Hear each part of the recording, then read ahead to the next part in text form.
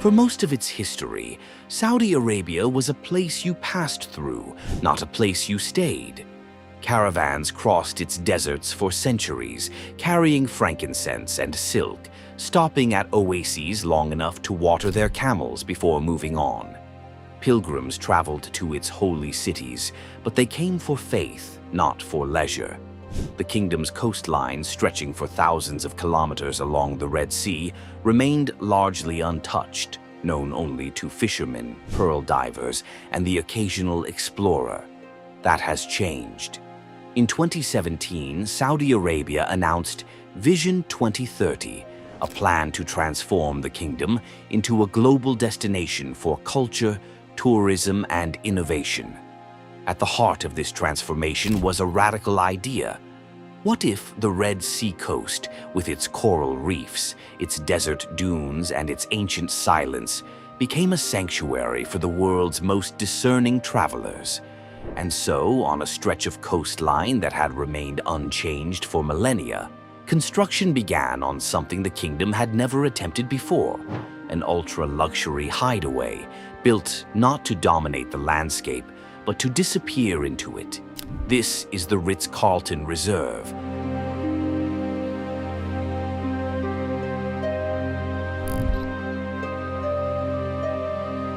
The Ritz-Carlton Reserve is not a hotel.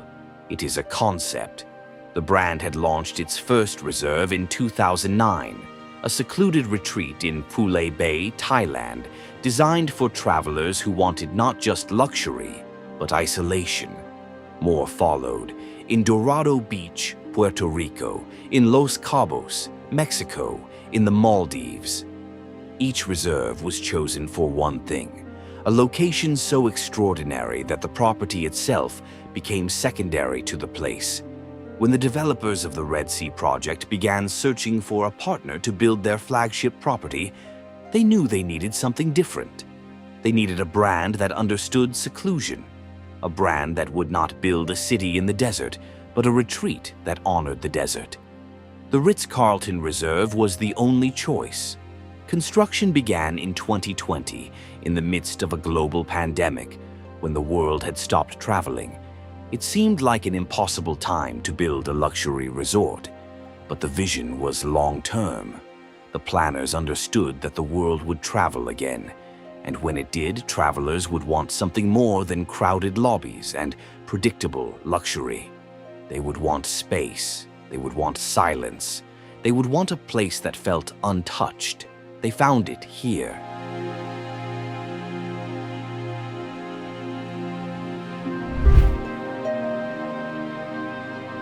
The architects faced a challenge that had no precedent. The site was pristine. Mangrove forests lined the coast, their roots submerged in crystal-clear water. Coral reefs lay just offshore, teeming with life. The desert stretched inland, its dunes sculpted by winds that had blown for millennia. Any construction would have to coexist with this environment, not compete with it. The solution was to build lightly. Villas were not placed on the beach, but nestled into the dunes behind it.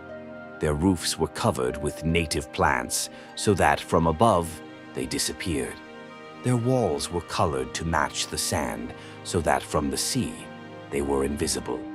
The architects drew from Nabatean traditions, the ancient civilization that carved Petra from stone, using arched doorways and natural stone to create spaces that felt carved, not constructed. Construction materials were brought in by sea to avoid cutting roads through untouched land.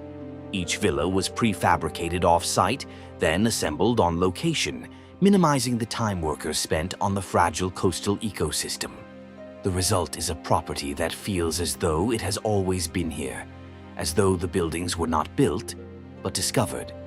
The Ritz-Carlton Reserve opened its doors in 2024 as the first property in the Red Sea project to welcome guests. It was not the largest resort on the coast, nor the most visible, but it was the most intentional.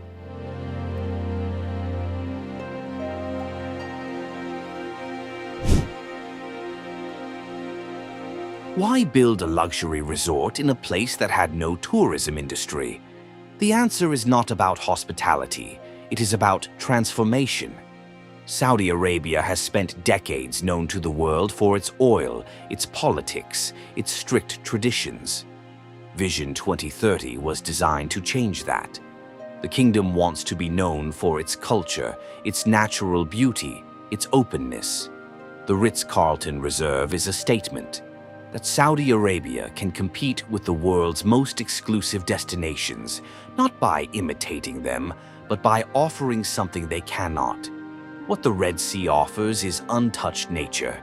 In an era when the world's most beautiful coastlines are crowded with development, the Saudi coast remains pristine.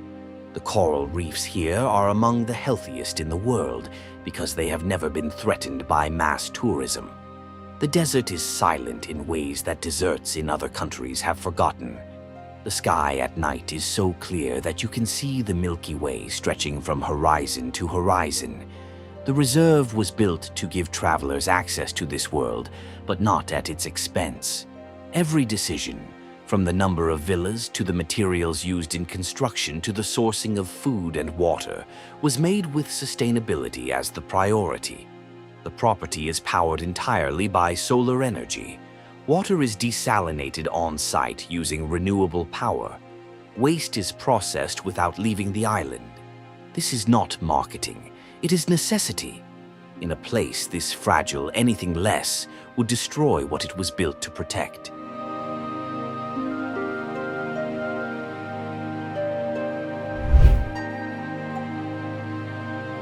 To stay at the Ritz-Carlton Reserve is to understand what luxury meant before it became a word. There is no lobby.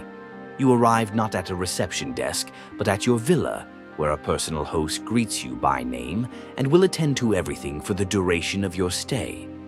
Your villa has a private pool, a private garden, and direct access to the sea or the desert. You choose. Some guests never leave their villa.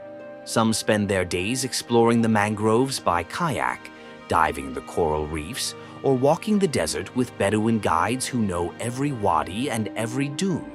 The spa is built over the water so that you hear only the tide. Treatments are inspired by Bedouin healing traditions, using dates, frankincense, sea salt, and sand. The hammam is carved from local stone, heated by solar power, cooled by the sea breeze. There are no schedules, no announcements, no sense that anyone is watching.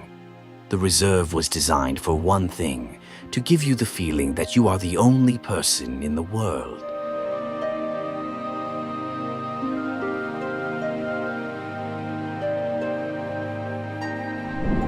For most of its history, Saudi Arabia was a place you passed through. The caravans crossed its deserts, the pilgrims traveled to its holy cities. But no one stayed. The land was too harsh, the silence too deep, the distances too vast. The Ritz-Carlton Reserve changes that. Not because it conquers the land, but because it honors it. Not because it builds something new, but because it reveals something ancient. On this stretch of the Red Sea, where the desert meets the water and the sky is clear enough to see forever, there is now a place to stop, a place to rest, a place to stay. And in that simple act, staying, there is a transformation, not of the land, but of how we see it. The caravans have found their oasis, and for the first time they are not in a hurry to leave.